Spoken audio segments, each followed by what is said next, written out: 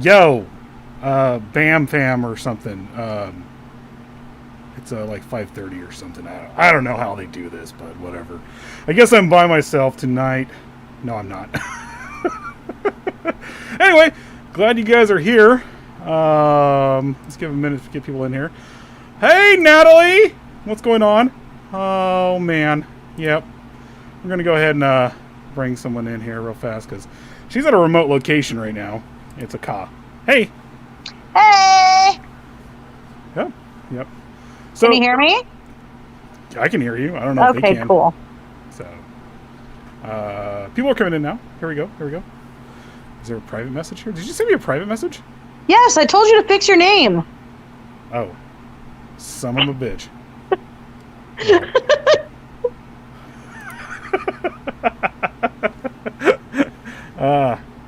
Shit. Here we go. Oh, there we go.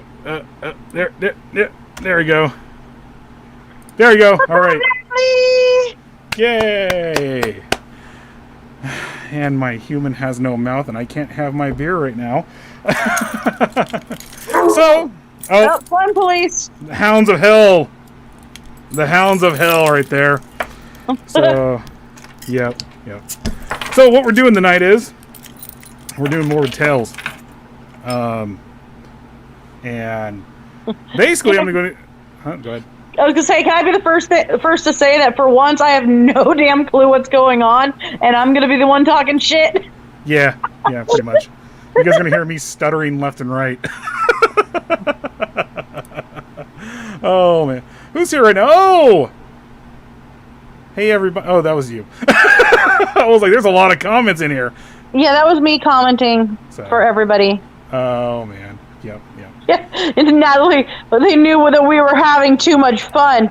Yes, she did. Oh, yes. Fun police is about to happen because they're both grabbing toys. The other two. Oh yeah. I don't know why I'm pouring this. I don't know either. I don't know. It's a force of habit. I have to have it in my hands. I'm fancy tonight too. I got that. Oh yeah. So what we're doing tonight is I'm going to be covering America's First Serial Killers, which is the Harpe Brothers, Harpe, Harpe Brothers. They were out of Kentucky. They were English loyalists during the Revolutionary War, and they killed roughly, I want to say, 40 or so people, which in today's time and standards would actually be considered like killing a couple hundred, because the Revolutionary War, there were so many people spread apart. You know, they pretty much killed everybody they ran into. It didn't matter who, women, children, babies, anything like that. They murdered the hell out of them. So I do want to mention, I know we say so-and-so was officially the first serial killer. So-and-so was officially the... Okay. So the official one was, when they coined the term, was even, was around Zodiac, right? The official serial killers... Well, if we binge watched at least the first season and a half of Mindhunter. The first serial killers was actually the term serial killers was coined by the FBI, by the two people who came up with Mindhunter. I can't think of the name of their names are right now, but they coined the term serial killers and stuff like that. Are you controlling things? Yes, I am. But yeah, they coined the term serial killers. They came up with all that stuff, and there you go. And that was in the 70s, I think. That was the 70s. That was so sorry. The term serial killers was coined shortly after the Zodiac really came out. Yeah. Natalie says they were considered fiends. Fiends before the label. Yeah, ghouls, fiends, all that stuff. They these guys acted like fiends. They basically were. They were absolute brutal murderers. River pirates. Huh? I said river pirates. That's my favorite term. That They have were not for river pirates. They associated with the river pirates, and the river pirates actually said, "You're too brutal for us. Get away from us." So, but let's go ahead and get into it here. You guys are gonna hear me terribly reading stuff here. The fun police is going to start soon, by the way. Oh shit! My human has a braid or something. All right. Where am I at here? Let's go ahead and get into this, guys. If you guys like, share, and hit the notification, get stuff out here, that'd be great. But you know, I'm not some. I don't beg for views here. You're not going to catch me giving things out here, you know. But We only do prizes for special events. we only do prize. We do human souls. That's what we do. Yes. And potatoes. And potatoes. Yep. All right, let's go ahead and get into this because we need to get over this. Or we need to build a bridge and make like a leave or something like that and get to this. You know, just gotta get your shit together, put it all in one place, get it together. Just get your shit together. Just you know, gotta get it together. If you gotta take it somewhere, you take it somewhere. But you just gotta get your shit together. Look, bro. look, Bam Pam, guys. Okay, so Micah Big Harpe, born Joshua Harpe in 1768. Actually, I think he was born in 1768. Actually, they think he was born between 68 and 1779, or somewhere around there. There's nothing exact on this. Again, this was a long time ago during the Revolutionary War, so he was born then. William Harpe was born in 1770, February 8th, between 1770 and February 8th of 1804. That's what they're saying. Or am I reading that wrong? No, I am reading this wrong. Sorry, I told you I would mess it up already. Okay, so what I read with the information that we have was that the oldest one, the first date you had was proper. Yeah. And he was born, they weren't sure about the location. It was somewhere in the UK area. One of the things actually you're going to actually see is confusing with this is that at the time there was actually a lot of British loyalists, and the British actually allowed the loyalists basically to do a lot of messed up things. These guys took to war like it was nothing because it gave them an excuse to go off and just murder, rape, pillage, and do whatever. Well, it's kind of like the tiger hunters. If we ever, we'll eventually get into those. Yeah. But you remember what I'm talking about, right? Yeah.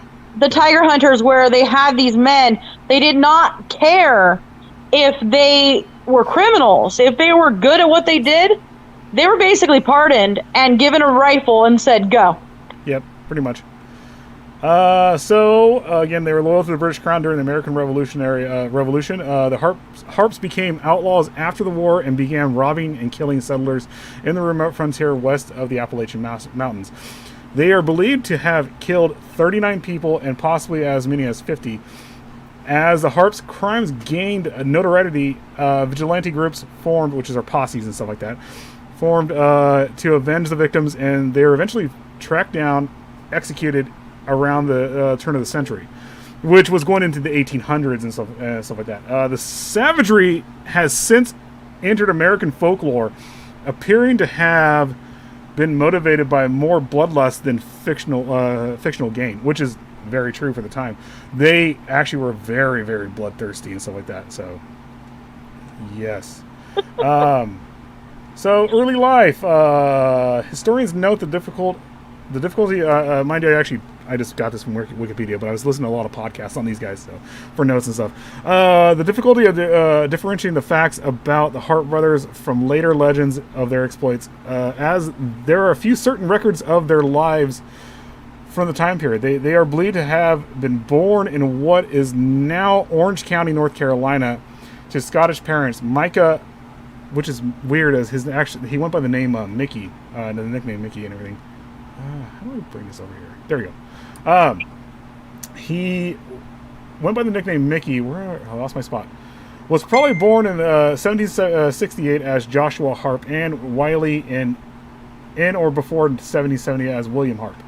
Though many historical accounts identify them as brothers, it is also possible they were first cousins more than anything else. Because at the time, that was at a time when... Maybe they were both. Maybe they were both. Who knows? It was in Kentucky. not to make jokes. But was probably born... Hey, they said the Appalachians. You never know. If you guys don't know what we're talking about, you better watch Deliverance. I know. You're going to squeal like a pig. But, it's hard to get a guy pregnant. I'm going to say that right now. Wow. Wow. Scottish Really? settlers of the American colony. The Harps were... what is it? Calvinists? Calvinists and avowed Tories. Oh! Which is whatever political parties from England. I don't know. We threw T over the... Did you say Calvinists? That's what it says. Calvinist. That's more of a religion than a political affiliation. Prior to the American Revolution, Big and Little Harp's fathers may also have served in Tory militias in the War of the Regulation. War of the Regulation is what is... Yes? Hi, Mike! Hi, Mike! Okay, continue. Who immigrated from Scotland in 1759 to 1760. According to this theory, their fathers... My phone is on right now. His phone just clapped its ass cheeks. I just pulled an amateur mistake here. I'm sorry, guys. His phone just clapped its ass cheeks. Exactly. North Carolina between Orange County, North Carolina between 1761 and 63. Like many Scottish settlers of the American colonies, the Harps were... I just backed up. God damn it. All right, where am I at here? War of the Regulation, or Regulatory War, 1765 to 1771, during which colonists in the Carolinas took up arms against the continuing royal government interfering by British colonial officers. When the Revolutionary War began, the Harps' fathers tried to join Patriot American forces, but were refused because of their earlier associations with British loyalists. The treatment of the Harpe family by hostile Patriot neighbors may have contributed to Big and Little Harp's feelings of persecutions and their desire for revenge against people they considered rebellious traitors who were still the British subjects of King George III. Around April or May of 1775, the young Harps left North Carolina and went to Virginia to find overseas jobs on slave plantations. Big Harpe later traveled to the company in the company of two women. Now, let me get their names real fast. Susan and Betty Roberts are their names. Possibly sisters, but of whom bore him children. They are his wives. Little Harpe married Sarah Sally Rice, and daughter of that is written weird. Rice, the daughter of a Baptist minister. Now, he didn't exactly find these women and was like, "Oh my God, I need your company right now." No, it was, "I'm going to abduct you two, and I'm going to take you guys back to a cave, and you're my wives, and you're going to have my kids." Are there demons growling behind you right now? I can hear them. I can absolutely hear them right now.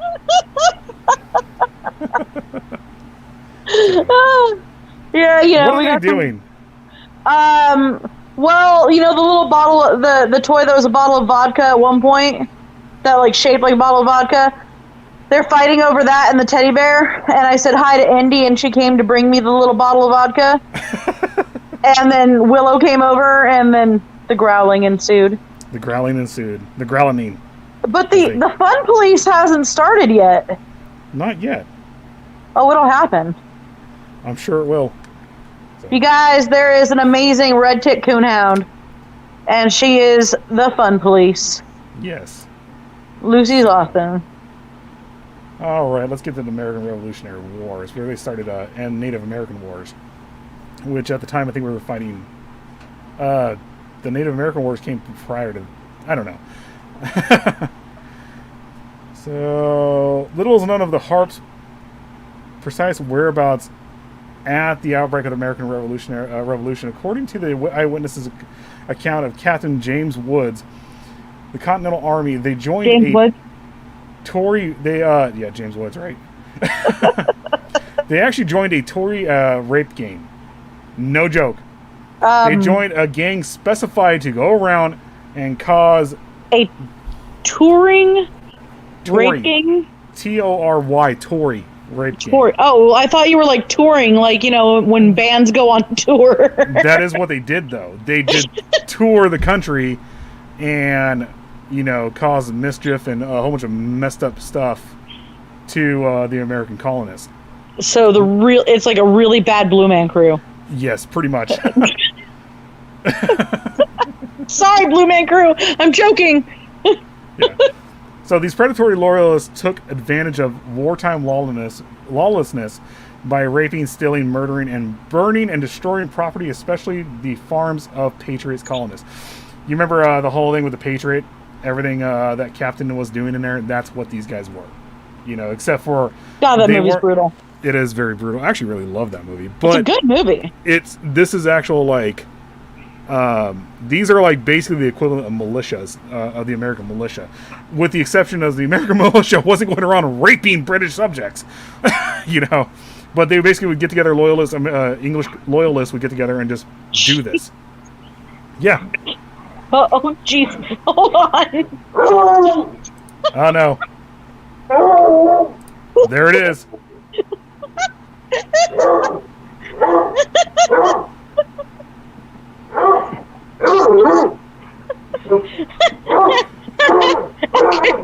Okay, I'm gonna have to be right back.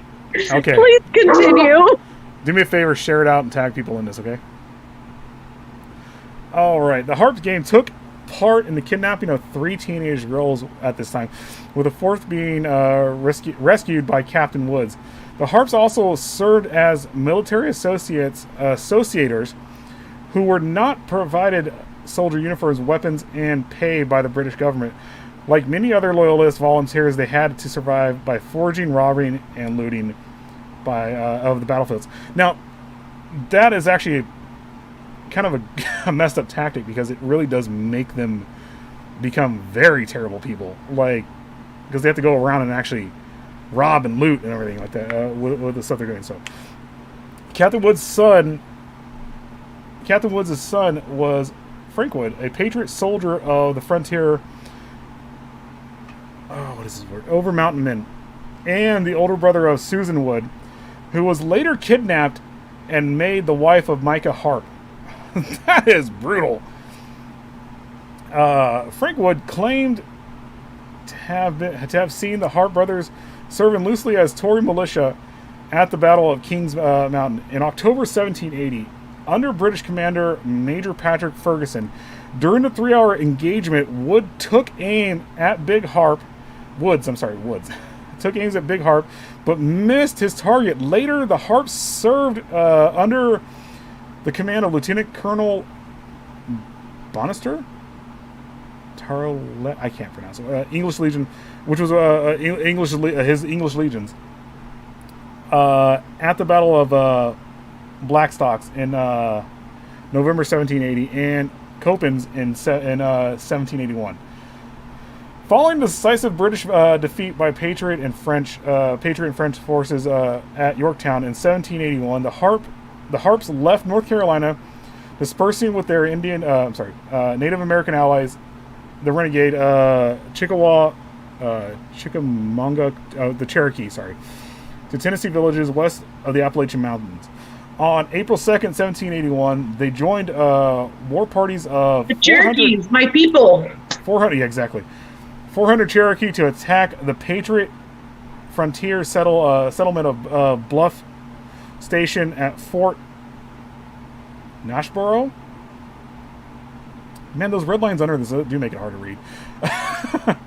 Present-day Nashville, Tennessee, basically. Which would be assaulted by... Yeah. Which would be assaulted by them again on either July 20th, 1780 or April 9th, 1793. On August 19th, 1782, the Harpes accompanied a British-backed Cherokee war party to Kentucky at the Battle of Blue Licks. I'm sorry, that made me laugh. Where they helped to defeat an army of patriot frontiersmen led by Daniel Boone. Wow. So, America's first serial killers actually had some contact with Daniel Boone. That's pretty awesome. So, during the Harp's early frontier period among the Cherokee, they lived in the village of... I'm not saying that out loud. Why not? I'm not saying that out loud. Near Chattanooga, they basically no. They lived near. Give me a second here. I'm copying it. You're gonna see this. Do not say that out loud. Huh. Yeah, exactly right. It was near Chattanooga, Tennessee.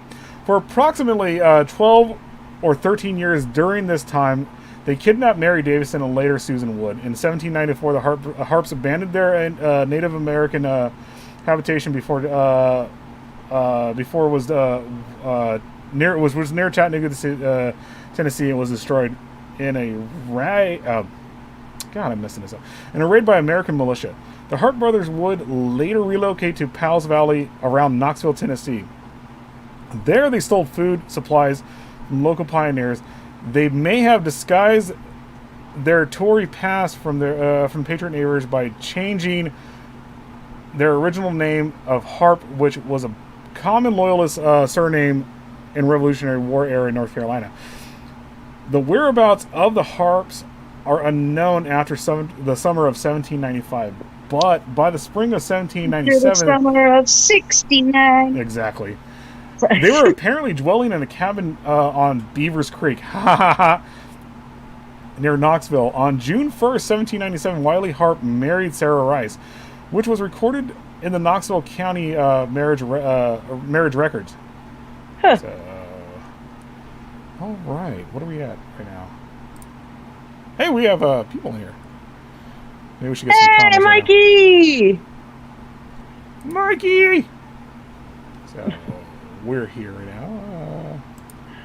Chickamauga is a phonetic way of saying it. Okay, cool.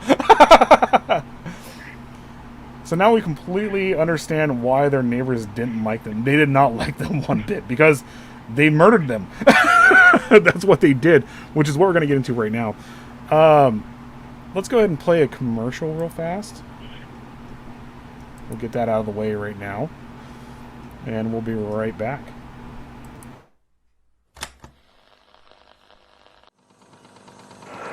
This is Mikey from Out of the Ordinary, and you're watching PBDC TV.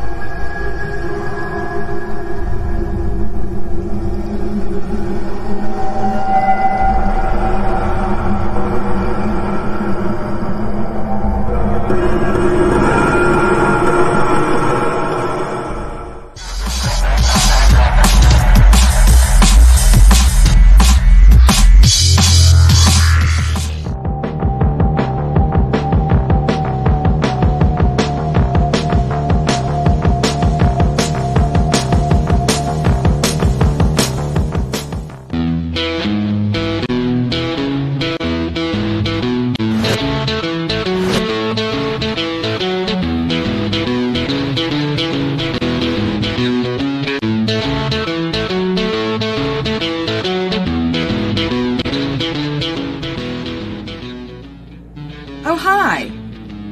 First thing in the morning, when I'm listening to music and getting a little bit of time for some creepy research, I'm always representing with my PBDC merch. What a better way to have a cup of coffee in the morning.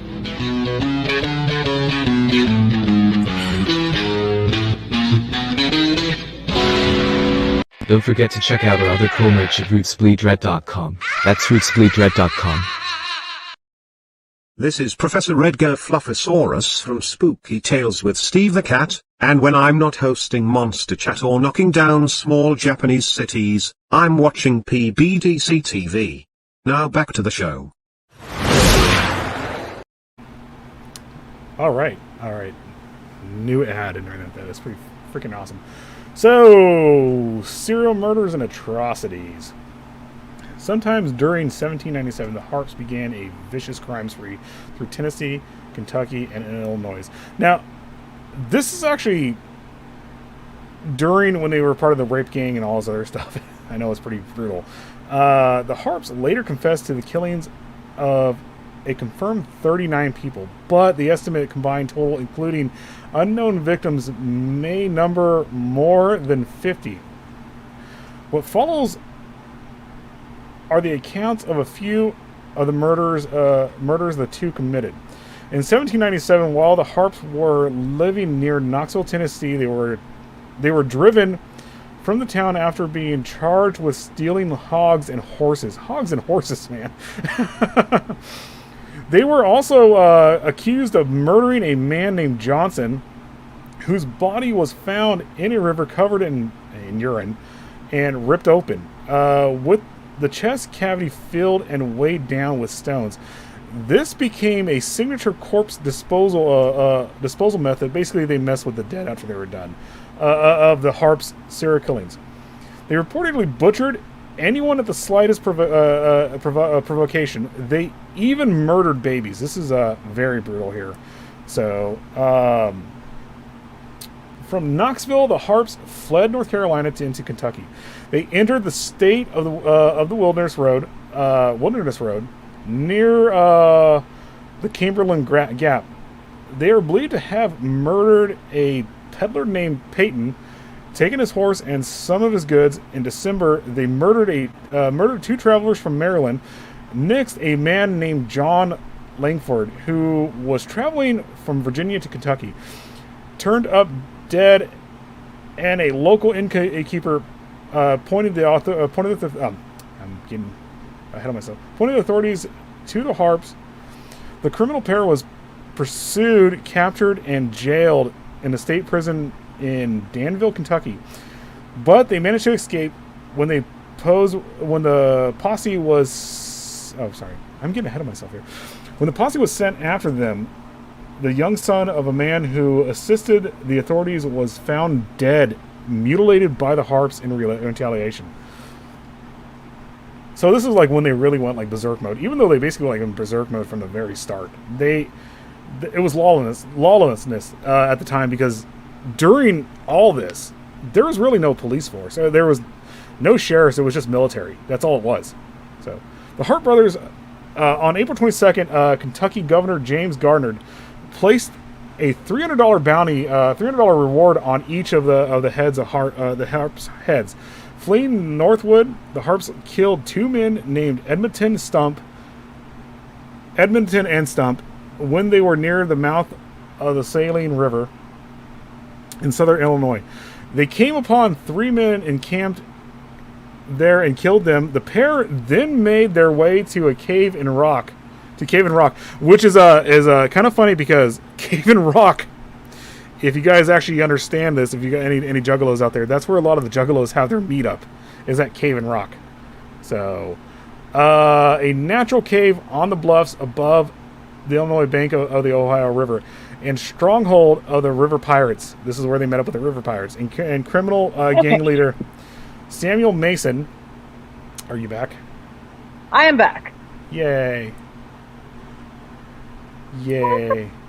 So this is where they met up with the river pirates and whatever. Samuel Mason.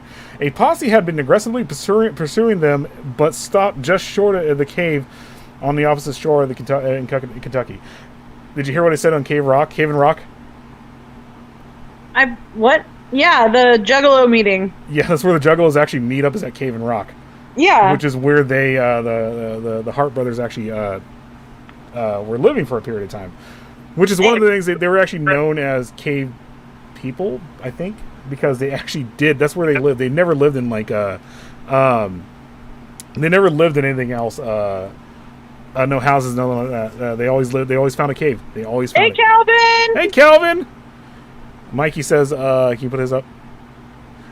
I don't think gatherings happens in Cave and Rockin' this year. No, I don't think so either because of everything that's going on with COVID. I don't think so, but Juggalos, they don't care. They'll just do what they got to do. They're fun people.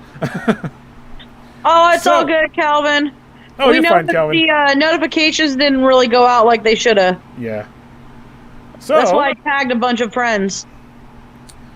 on to with their wives and 3 children in tow, the Harps hold up with Samuel Mason gang, which are the river pirates, who preyed on slow-moving flatboats, making their way along the Ohio River. While the Mason gang could be ruthless, even they were appalled at the actions of the Harps. After They're all making their way. My brain's all making their way downtown. Dun-na-na-na-na-na-na. Dun-na-na-na-na-na-na. Yeah, right. Began to make a habit of taking the murder pair began to make a habit of taking travelers on the top of the bluff, stripping them naked and pushing them off. Samuel Mason forced the Harpe brothers to leave after that. Is this the beginning of skinny dipping, or as no? I What they would do is chunky dunking? What they would do was chunky dunking on the rocks is what it was. What they would do is chunky dunk. When they found victims, when they were robbing people and stuff like that, they would take them and they would play a game. They would literally put them on top of a cliff, and they would just make them jump off to their death, and they thought it was funny. This was actually too much for the Mason gang. This is when they were like, "No, get out of here. You're done. We're done. We're river pirates, but you guys are horrible." Why am I thinking of Quigley Down Under now? Well, Quigley Down Under is awesome. Well, no, the Aborigine scene where they're like literally making them jump off the cliffs. What they did to their Aboriginals, that's what they did to these people.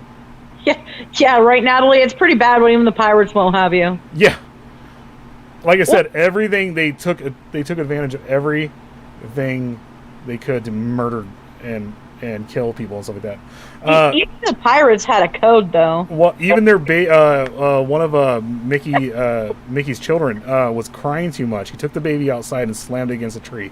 He actually said that was the only death he was remorseful for. I'm sorry, Calvin. I'm definitely too big to skinny dip. I chunky dunk. Yeah. Mikey, I don't chunky dunk. I fat bomb. Yeah, I just chunky dunk. Yeah.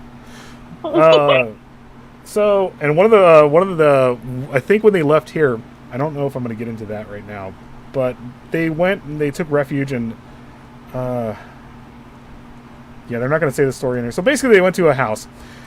The women were let in, and they were fed and clothed and stuff like that. One of the men, the man of the house, was snoring. Micah Harpe they actually liked to use tomahawks. That was their favorite. That was their favorite weapon. And mind you, at the time too, these guys were armed to the teeth. They had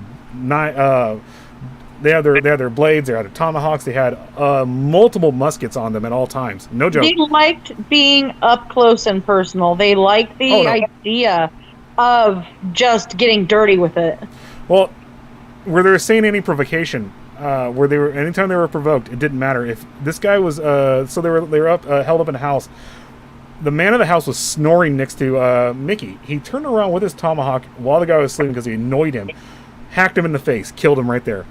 Then the baby was colicky. The baby was crying. He went over to the baby, slit its throat.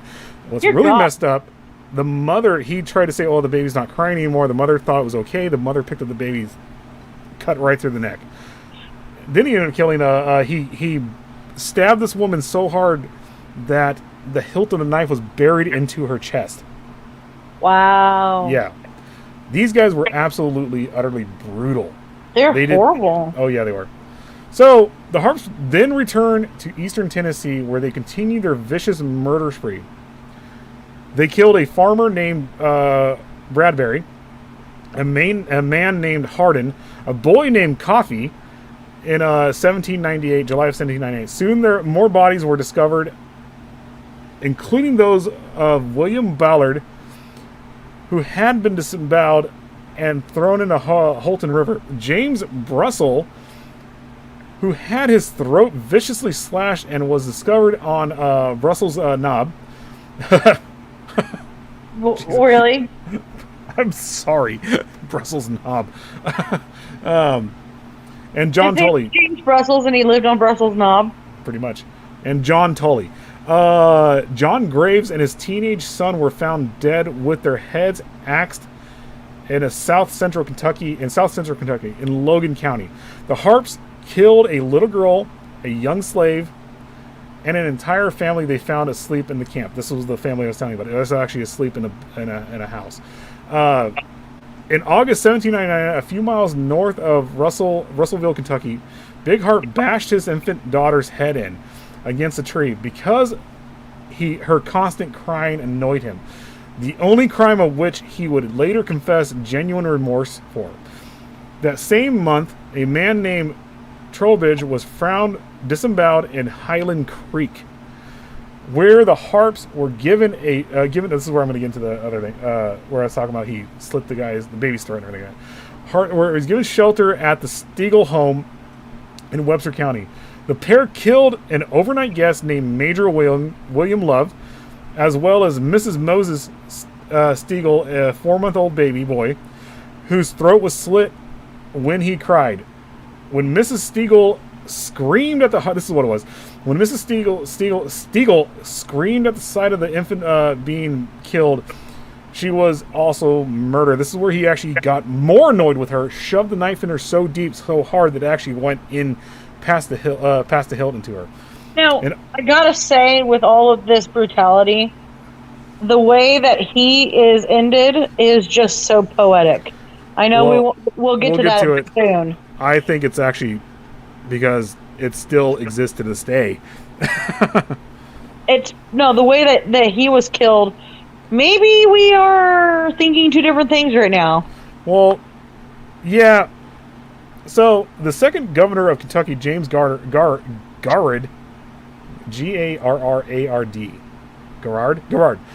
issued a government proclamation on April 22nd, 1799. In the name of the Commonwealth of Kentucky, declaring a $300 reward for their apprehension and deliverance back to Danville, Kentucky for trial. Governor Girard gave a description of their physical appearance of the Harpe brothers. Micah Harpe, alias Robert, is about 6 feet high, of robust make, and is about 30 or 32 years of age. He has an ill-looking, downcast countenance. Countenance. So, no, basically, he has resting bitch face. He's just very fucking mean. But what I'm saying, like, the way that he holds himself, the way he looks mean. He has a mean sneer and a glare, even when he's resting. Yes. Hair is black and short, but comes very much down his forehead. He is built very straight and is full-fleshed in the face. When he went away, he had chubby. Yes. When he went away, he had a striped nankeen coat. Okay. Striped nankeen coat, dark blue woolen stockings, leggings of drab cloth, and trousers of the same as the coat. Wiley Harpe, also alias Robert, they both had the same alias. Is very meager in his face. The first one was Micah. Yep. Very meager in his face. Has short black hair, but not quite so curly as his brothers. He looks older, though really younger, and has likewise downcast countenance. He had a coat of the same stuff as his brothers, and had a surtout.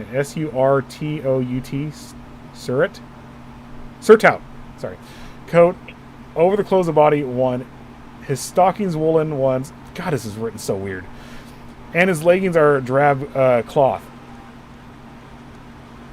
Yeah, that's actually common writing for the time, and I'm like, I can't read this right now. Oh, these guys were... sorry.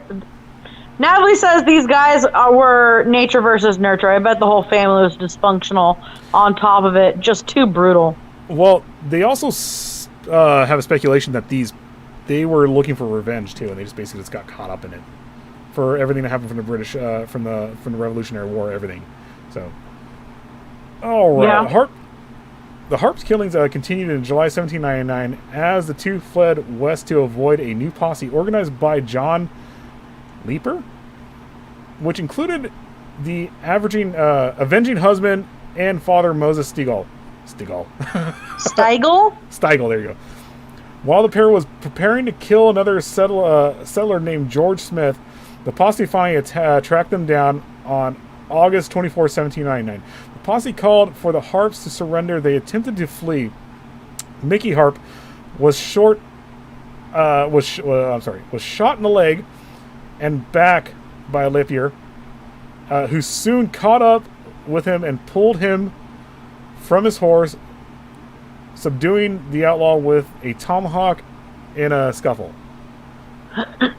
Yeah. As he lay dying, Micah Harpe confessed to 20 murders. While Harpe was still conscious, Moses Stegall slowly cut off the outlaw's head. That's what I was talking about. That's why I was saying it was so just poetic. We're going to get to something here, too. Is because they decapitated him. Later, the head was spiked on a pole. Some accounts claim a tree. Ah, blood. At a crossroads near Moses Stegall's cabin that is still known as Harpe's Head Road, or Harpe's Heads, or Harpe's Head Road, along a modern day highway in Webster County, Kentucky. This road is still here today. Wiley Harpe successfully escaped the confrontation and rejoined the Mason Gang pirates at Cave and Rock. 4 years later, Wiley Harpe might have been captured along with the rest of the gang, but went unrecognized because he was using the alias of John Sutton or John Sutton. Both Harpe and Samuel Mason, the gang leader, escaped, but Mason was shot. Afterwards, Little Harpe and another gang member, Peter Alston, Gangbanger. I know, who went by the name of James May, son of the Confederate counterfeiter Philip Aston, tried to claim the bounty on Samuel Mason's. Although it is unclear whether Mason died from the wounds sustained during the escape or whether Harpe killed him. Regardless, as they presented Mason's head, a Kentuckian recognized Harpe and Alston as outlaws themselves, and the two men were arrested. The two soon escaped, but were quickly recaptured, tried, and sentenced to be hanged. In January 1804, Wiley Harpe and Peter Alston were executed by hanging. Their heads were cut off and placed high on stakes along the Natchez Trace. Natchez. How do you say that? Natchez. Yeah, Natchez. I don't know. I don't know. I have to look at it to be able to pronounce it. As a warning to other outlaws. So. All right. We're almost done here. I like with Natalie here. Natalie, subduing with a tomahawk. Yeah, it was pretty brutal. They did not take... I forgot his last words. It's actually pretty awesome, but it was something, you are a cruel butcher. That's what his last words were. And to get on with it. Nachos. Nachos. So now I want some nachos. I want some nachos too. So the Harpe women. According to John Musgrave, the Harpe women, after being freed from cohabitation, What? The brothers led relatively respectable and basically after they were freed from the Harpe Brothers, they led Cohabitation? Cohabitation, sorry. Led respectable and normal lives. Upon the death of Mickey, Big Harpe, in Kentucky, the women were apprehended and taken to the Russellville, Kentucky State Courthouse, but later released. Sally Rice Harpe went back to Knoxville, Tennessee, to live in her father's house. For a time, Susan Wood Harpe and Maria Davidson, a.k.a. Betsy Robert, lived in Russellville. Susan Wood remarried later and died in Tennessee. Her daughter went to Texas. On September 27, 1803, Betsy Roberts married John Huffstutler. That's a weird name. And the couple lived as tenants on the Definitely. Colonel Butler's plantation. Colonel Butt? Yeah. They moved to Hamilton County, Illinois in 1828 and had many children. The couple eventually died in 1860s. In 1820, Sally Rice, who had remarried, traveled with her husband and father to their new home in Illinois via the Cave and Rock Ferry. That's pretty much it. Wow, that actually went by pretty fast. So in popular culture, in the 1941 film The Devil and Daniel Webster, or All the Money Can Buy, Big and Little Harpe are part of the jury of the damned. Oh. That's kind of cool. I have never even heard of that movie. Now we got to watch that. Exactly. In 1956, the Walt Disney television series Davy Crockett and the River Pirates. The Harpe Brothers are portrayed by American actors Paul Newland, as Big Harpe and Frank Richards as Little Harpe. Really? Yes. Now I got to go back and watch that. Oh, exactly. In 1975, Broadway musical The Robber Bridgegroom featured two characters, Big Harpe and Little Harpe, based on the harps. Big Harpe is presented as a cut-off head in a trunk, rescued by a brother when he was put to death for thieving. He's also the smarter of the two brothers. Okay, so my brain, gosh, we're Marley and Marley. Ooh. Oh yeah. Well, I guess we got done early here. Just a little bit. It's okay. Well, that was pretty much it. It was a quick little story, and there's not much detail when it comes to the Harpe Brothers because it was It was obviously first serial killers right here of America, because it literally took place actually before America. That's when we were just colonies. Everything else pretty much in the Americas. In the Americas, it was more hearsay. It was more them finding the bodies and kind of just guessing at what happened. They knew the Harpe Brothers did it. They were obviously rapists and stuff like that because they were part of a rape gang. So, but the touring rape gang. That's just so crazy. It's what they do. That's what the British would do and stuff like that. It's what how. God, even pirates were nicer than them. Yeah, it was wartime. You have to understand that things were done to make people stop. There's a difference between wartime and you're just an asshole. Yeah, pretty much. So. All right, guys. Well, that's it. We're gonna go ahead and take off and get out of here. All right. Thank you for showing up for Eating Sundays, and I guess we're done. We may do more impromptu stuff later, but for tonight. Yeah. Yep. Good night, guys. Thanks for joining us. Where's the Eating Sunday? Hold on a second. I'm gonna do something. I gotta find the Eating Sunday thing. That's fine. I see the new ad. Here it is. I found it. Sorry. All right, guys.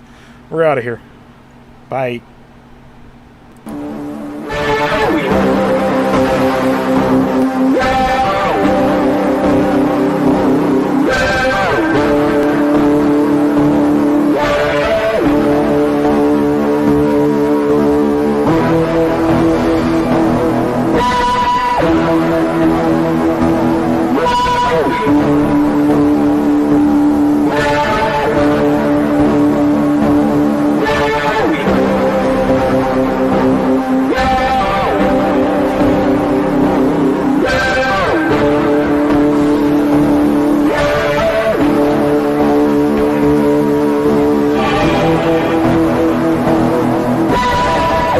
Good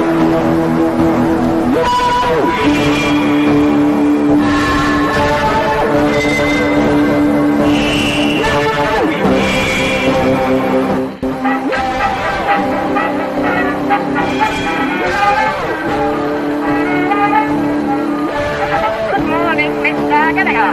Good morning.